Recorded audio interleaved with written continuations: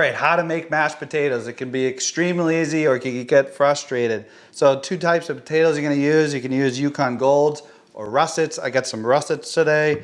So first thing is you wanna wash them really quick. Give them a good scrub, get some of that dirt off so you don't get it in your mashed potatoes. And then you're gonna just peel them all right? So you wanna watch this whole video because I'm gonna have the basics of mashed potatoes and then I'm gonna show you how I like to make them at the very end. All right, so there's 6 potatoes all ready to go.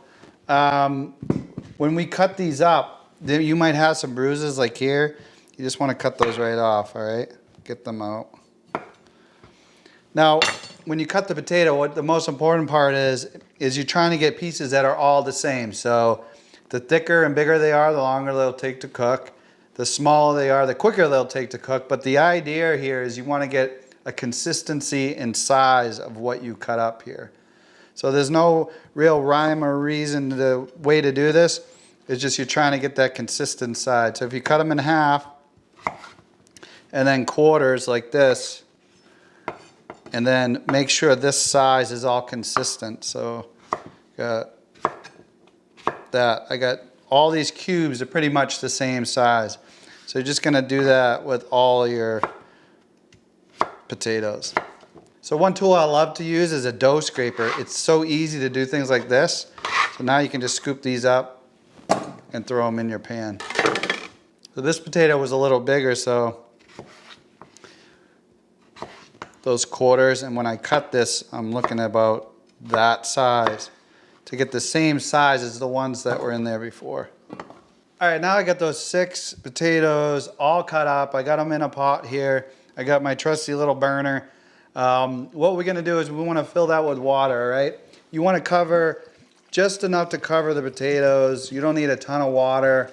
It's not like spaghetti where you're trying to, it's gonna absorb the water, right? So the goal here is just to get over on top of all those potatoes.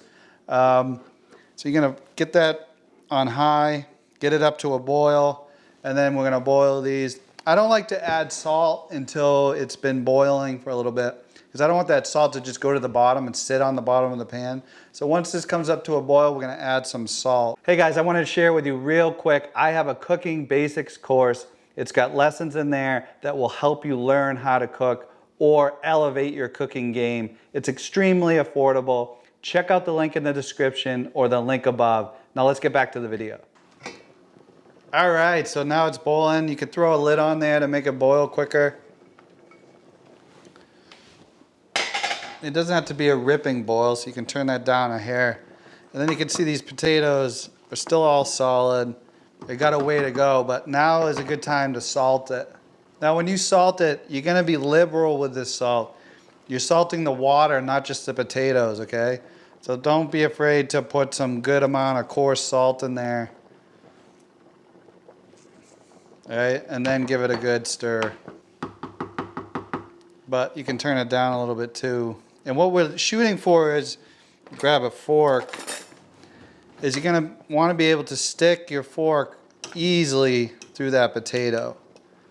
So that's kind of the test. Or you can try to mush that potato on the side, but here, this should go easy through it. Or you can kind of mush it on the side, and that's when you know they're ready. All right, so these potatoes have been going like 10 minutes now. I think they're definitely good. So like I said, the way to check these is grab one of these potatoes, and if you can smush it like that, then they're good to go, all right? Now you just pull them off the heat and you're gonna strain them. Careful you don't burn yourself because this water's hot. Just get a good amount of that water out. You want to get it all out. Give it a second. And then you can put them right back in the pan you started with. All right, so now I got all my ingredients. I got the potatoes. So you're just going to give these a mash real quick. The idea is you can go as lumpy as you want. You can go as smooth as you want. But I start off with just getting the big chunks smushed, all right? Wood works really good for this because you can have, be able to put some pressure on that pot. They do make potato mashers. I think a spoon's just fine. You don't really need another tool.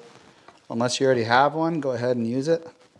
So now once I get those big chunks done, you're gonna add the butter. They're this hot, you can add the whole chunk of butter. You can warm it up if you like, if you don't wanna, you know, cool off your potatoes at this step in the process.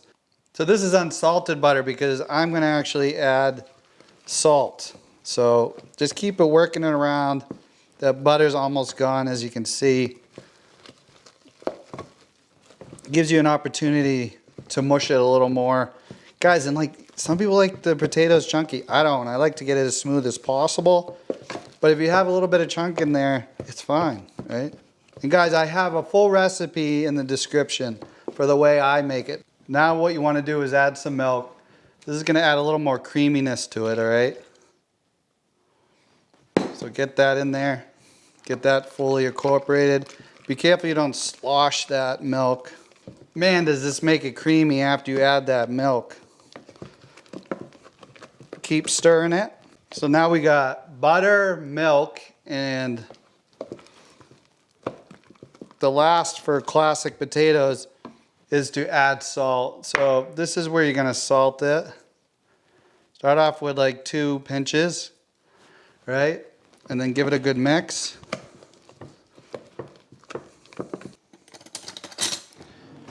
And then after you add the salt, you gotta taste it, right? Like any good home cook.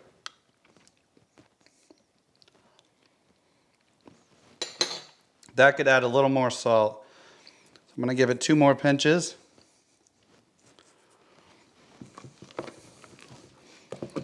And then give it another good stir. All right, so now I'm gonna show you how I like my mashed potatoes. So that was the classic, butter, salt, and some milk, right? But now what we're gonna do is add a little bit of garlic powder. And my ingredients amounts are in the description. And here's another secret ingredient. We're gonna add some sour cream in there. This gives it a whole different flavor profile. And then to give it a little zing, you got some fresh cracked black pepper. And then give that a good mix. All right, now that I got that all incorporated, give it another taste. It's perfect. So that's it, really simple, how to make mashed potatoes.